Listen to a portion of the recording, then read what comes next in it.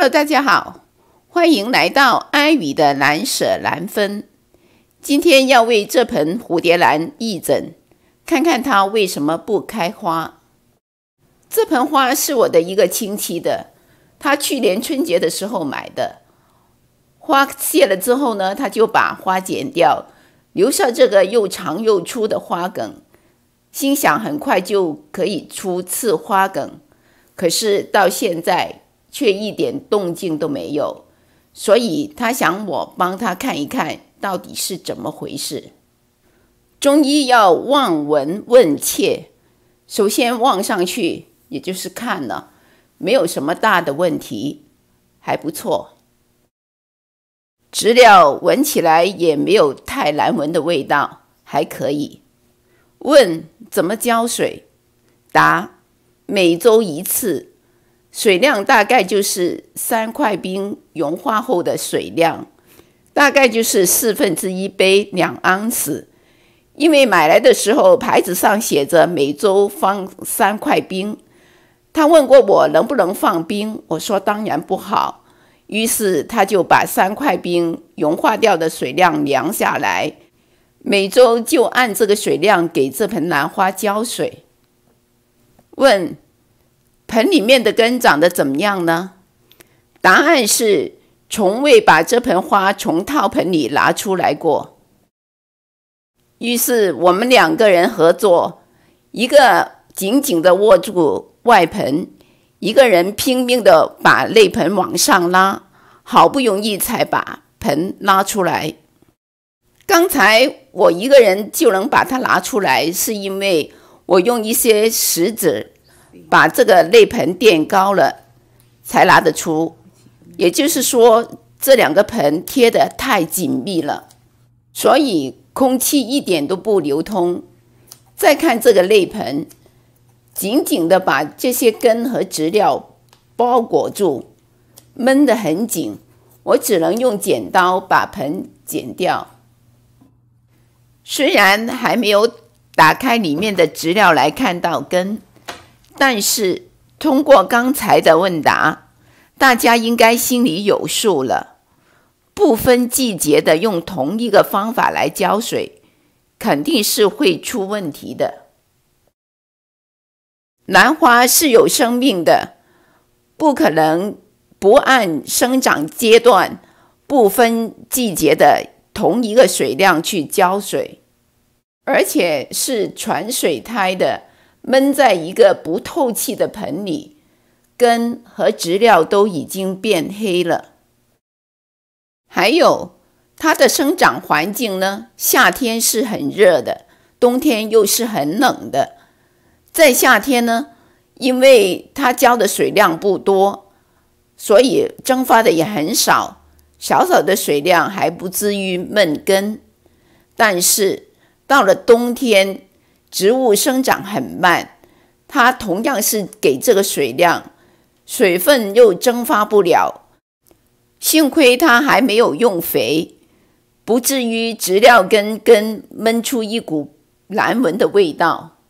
但是在一边拆一边已经感觉到那些水草湿漉漉的，于是再把它全部拆下来以后，我就把它的水拧出来看一下，看看有多少的水量在里面。这些水比它每周给这盆花浇的水量还要多，这些水分在里面1-2个月也不可能干掉，里面的根肯定就闷烂掉了，别说它每周还继续浇水。这些根冲洗过后现在是这个样子，下半部的基本上没有什么好根，盆面上的2条根还不错。现在就需要给它修根，剪刀一定要消毒。首先把黑的根剪掉，像这里把它剪掉，这个也不要了。这种用手一碰就掉下来的，就像一个外壳套在一条线上的，这种也不要了，没有用。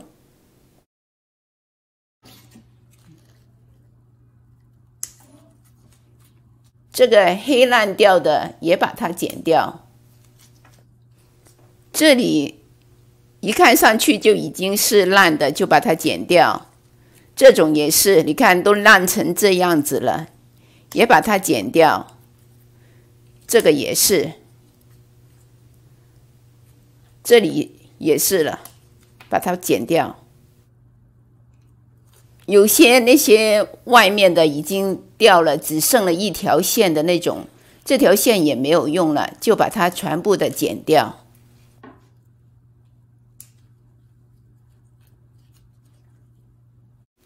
这一条这里已经黑了，而且这条根看上去是很老旧的了，就把它剪掉，不要留在盆里了。这些这么烂的肯定就不要了，把它剪深一点。这个也是，那些已经烂掉了、发霉了的烂根就把它剪掉，不要不舍得，该剪的还是要剪。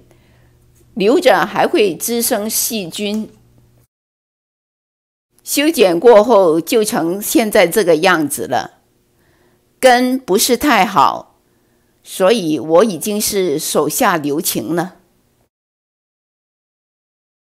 这里有一条根不小心碰断了，其实这个地方呢，细看起来，在这个接口处已经有一点发黑，所以一碰就很容易断，不可惜了。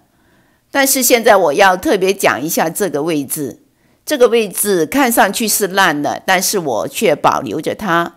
为什么呢？因为这个位置靠近盆面，不容易闷在里面长细菌，而且它的下半部还是好的，它的根部多，我就把它留下来继续工作。还有下面的这一条根不小心折断了，但是根不多，还是把它留着。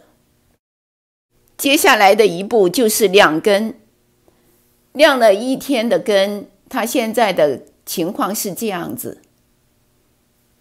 这些根看上去不太好看，但是呢，还是可以工作的，没关系了。现在看一下剪过的伤口，这个伤口看上去已经收干了，像这种伤口就不用消毒处理了。再来检查一下其他的伤口，这个也已经收干水分了。还有呢，这里看到吗？这些伤口已经在收干水分，所以呢，像这种呢，就可以重新上盆了。